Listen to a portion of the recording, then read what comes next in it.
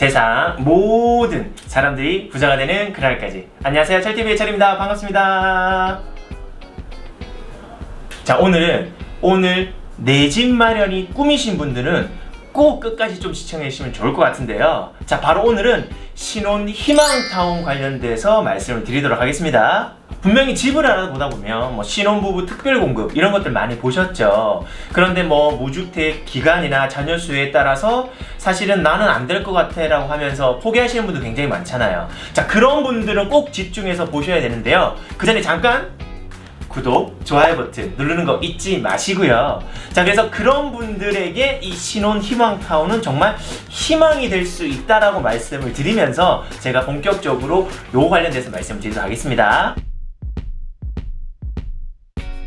신혼 희망타운이 과연 뭔지 그거부터 제가 말씀을 드리도록 하겠는데요. 공식 홈페이지에 들어가면 이렇게 나와 있어요.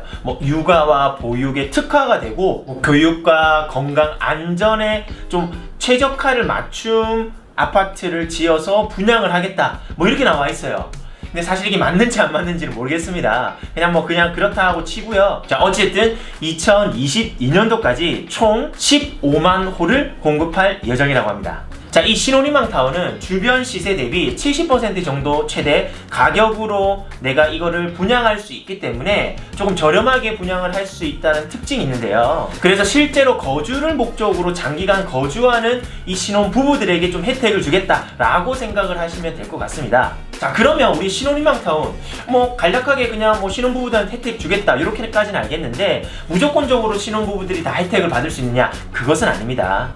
바로 이 입주 자격이 있습니다. 이 입주 자격을 잘 파악을 해서 내가 거기에 해당이 되는지 꼭 체크를 해보실 필요가 있으신데요. 자, 일단 입주 자격은 혼인 기간 7년 이내가 되어야 되고, 혹시나 예비 신혼부부들 같은 경우에는 혼인을 증빙할 수 있는 자료가 있어야 됩니다.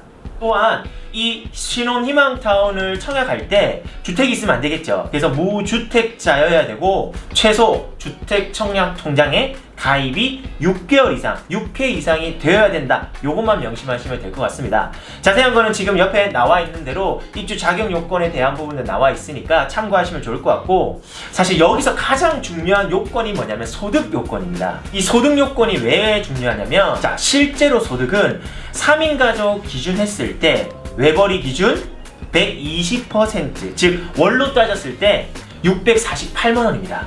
만약 배우자 소득이 같이 있다라고 하면 최대 130%까지 해서 원로 따졌을 때 702만 원이어야 됩니다. 또한 자산 자체가 2019년을 기준으로 2억 9,400만 원 이하가 되어야지만 일단 신청할 수 있는 자격 요건이 주어지는데요. 자, 생각보다 월 소득 크게 잡혀있다고 생각되지 않나요? 600만원, 700만원? 나 그 정도 안 돼 라고 생각할 수 있는데, 이게 세후에 대한 부분들이 아니라 세전 소득이기 때문에 실제로 내가 수령하는 금액이 그것보다 적다라고 하더라도 요 금액을 넘어갈 수가 있는 거예요. 자, 그렇기 때문에 내가 실제로 소득에 대한 부분들이 어느 정도 소득이 잡혀 있는지 확인하시려면 건강보험공단에 문의를 하시면 자세하게 확인이 가능하니까, 요거 몇만 원 때문에 안 되시는 분 굉장히 많습니다. 그래서 요 꼭 체크를 하셔가지고 입주 자격이 내가 소득에 부합하는지 안 하는지 꼭 체크해 보시면 좋을 것 같습니다. 자, 이제 자격 요건이 됐어요. 자, 지금 자격 요건이 됐다고 해서 분양 신청을 했다고 해서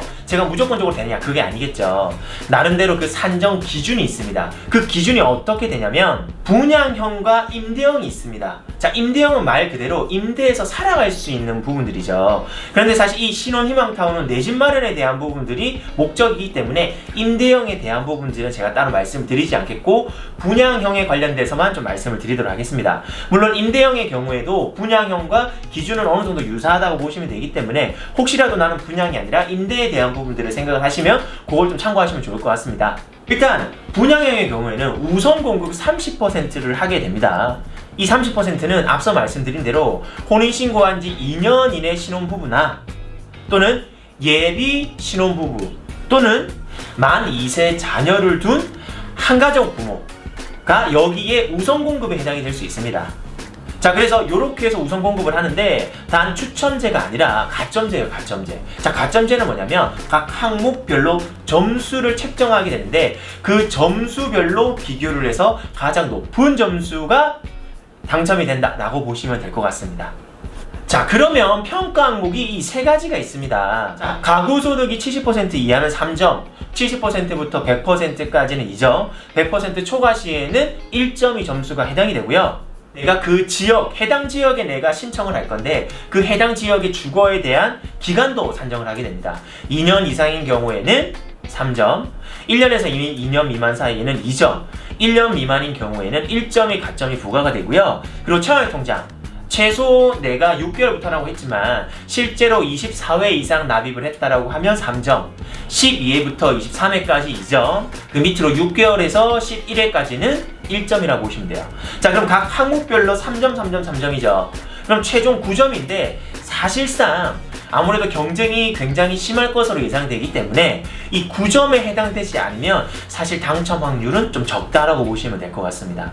만약에 내가 똑같은 9점에 대한 부분들이 점수가 됐다. 그런데 굉장히 신청한 사람들이 많다라고 하면은 그때는 9점들끼리 중에서도 추첨을 통해서 내가 선정이 된다고 하니까 확률이 조금 더 높아지겠죠. 그리고 나머지 70%는 이 1차에서 떨어진 사람 또는 2년 이상 7년 미만 신혼부부 3세 이상 6세 이하의 한가족 부모에 대한 부분들이 여기에 해당됩니다. 자, 그런데 앞서 우리가 1차에서 떨어진 사람은 사실 이 나머지 70%는 되지 않을 가능성이 굉장히 크다라고 보시면 됩니다. 왜 그러냐면 실제로 여기서 조건이 두 가지가 더 붙습니다. 바로 무주택 기간이랑 자녀 수에 대한 부분들까지 포함이 됩니다.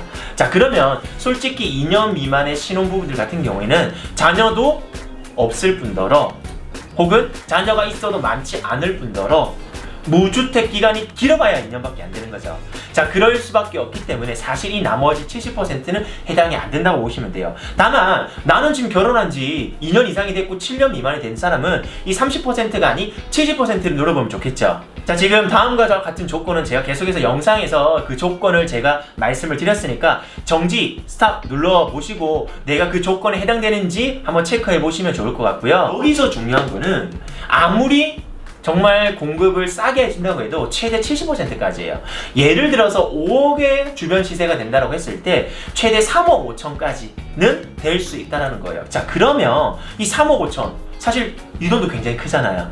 이 돈 어떻게 마련할 거예요? 그죠? 그래서 정부에서 이 신혼희망타운에 관련돼서는 초저리로 대출을 할 수 있는데 현재 2019년 8월 말일인데요. 8월 말일 기준으로 해서 무려 1.3% 고정금리로 최장 30년까지 대출을 해준다고 합니다. 그럼 굉장히 저렴하게 대출을 받을 수가 있겠죠. 여기다가 집값의 70%까지 대출이 가능하다고 하니 예를 들어서 3억 5천의 집이 있다.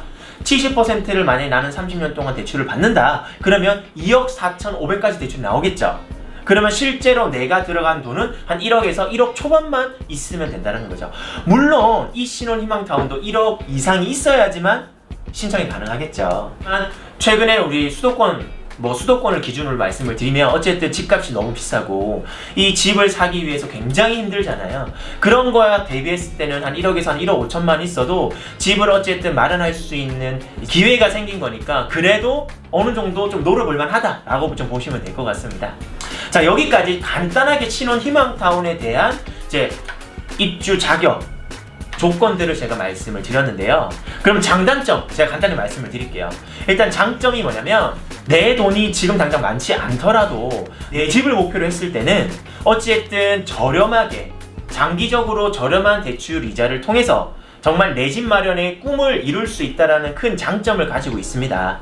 자, 단점으로는 10년 이내 만약에 분양받은 가격에서 만약에 매매를 했다라고 가정을 하게 되면 최대 50%까지 기금의 이 수익에 대한 부분들을 가져간다 라고 보시면 되고요. 그렇기 때문에 장기간 진짜 실제로 주거를 할 사람들이 사실은 좀 하는 게 맞다라고 보여집니다. 또한 사실 평수 자체가 크지가 않습니다. 면적으로 봤을 때 46제곱미터, 55제곱미터이기 때문에 실제로 신혼부부 또는 자녀 1명 정도까지는 괜찮을 수 있는데 자녀가 2명 이상이다. 그리고 자녀가 점점 커간다고 하면은 실제로 거주함에 있어서 다소 좀 좁아서 좀 불편할 수가 있다는 부분들 좀 참고하시면 좋을 것 같습니다.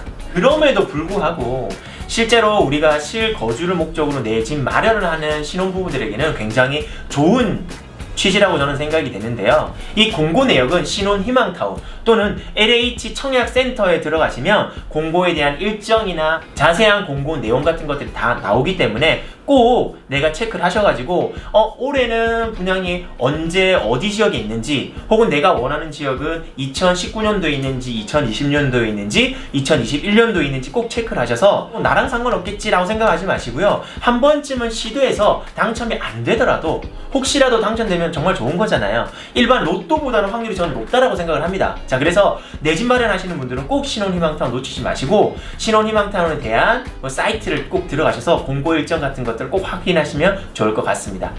자, 지금까지 신혼희망타운에 대해서 말씀드렸습니다. 오늘 내용도 조금이나마 유익했다라고 생각되시면 구독, 좋아요 버튼 누르는 거 잊지 마시고요. 그럼 다음 시간에 뵙겠습니다. 안녕히 계세요.